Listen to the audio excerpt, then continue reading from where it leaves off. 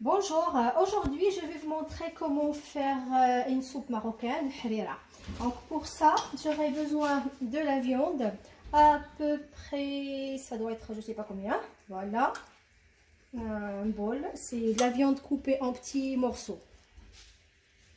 Donc je mets la viande et j'ajoute 2 oignons hachés.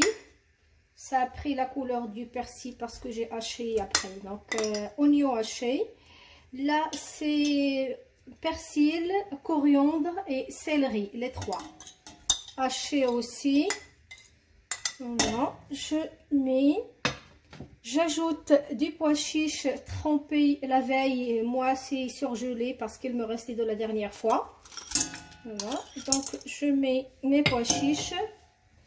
Et je mets des lentilles. La quantité de lentilles, il doit être inférieure à la quantité de pois chiches. Donc, on a fait un bol de pois chiches. Les lentilles, un petit verre. Voilà, on met tout. Et maintenant, on va passer à l'assaisonnement. Donc, le sel, moi, je sale, j'ai l'habitude, donc avec les doigts, mais vous mettez une petite cuillère ou deux. Ça dépend de la quantité. Donc, moi, je fais une soupe pour 3 personnes. Normalement, on est 3 personnes, mais je fais quand même pour à peu près 4 à même 5 personnes. Donc, j'ai mis le sel. Maintenant, je mets le poivre de moulin. Voilà, bien poivré. J'aimerais bien si vous pouvez regarder la vidéo jusqu'au bout pour bien comprendre et tout faire comme il faut. Et maintenant, je mets du curcuma. Une cuillère à café de curcuma.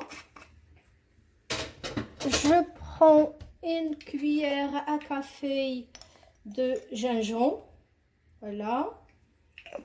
Et moi, je vais mettre de ras hanout. Ça, vous le faites si vous en avez. Sinon, on peut s'en passer. Là, je mets la moitié d'une petite cuillère à café. Et maintenant, je mets l'équivalent de 3 à 4 cuillères à soupe d'huile d'olive. Et il ne faut pas oublier la tomate. Donc là, j'ai mixé 3 tomates fraîches. Voilà, tomates fraîches, 3. Et je mets aussi concentré de tomates. J'arrive tout de suite. Voilà, concentré de tomates, je mets direct l'équivalent d'une cuillère à soupe de concentré de tomates. Et tout de suite, on couvre avec de l'eau froide. J'insiste bien, de l'eau froide. Faut pas avoir peur d'eau. Je vais prendre encore un peu plus d'eau. Donc, je couvre avec de l'eau. À peu près, j'ai dû mettre un bon litre et demi. On couvre et on laisse cuire pendant 30 à 40 minutes. Donc le feu, il est, voilà, quand ça bout, on baissera le feu. Et maintenant, on va préparer la farine. L'équivalent d'un demi-litre d'eau, je mets dans le mixeur. Et j'ajoute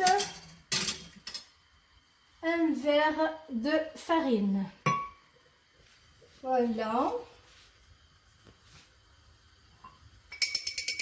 Bon, je trouve que c'est un peu beaucoup, donc j'ai mis les 3/4 d'un verre de farine.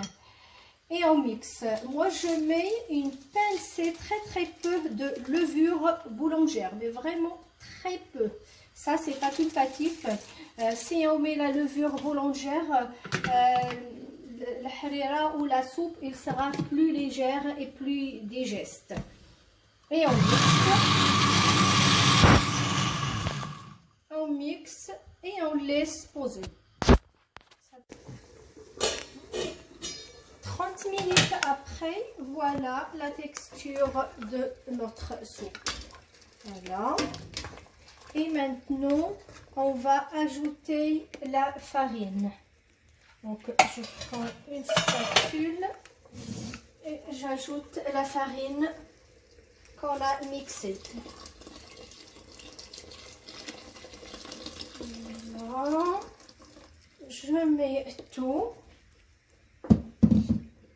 et on mélange. Si jamais vous trouvez que c'est un peu léger, vous pouvez ajouter soit de la vermicelle ou des petites pâtes. Moi, normalement, je ne mets pas. Là, je vous montre seulement. Je vais y mettre que ça.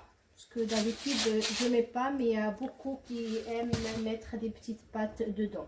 Et maintenant, on va laisser cuire pendant 45 minutes. Il faut vraiment qu'il n'y aura plus le goût de la farine à la fin.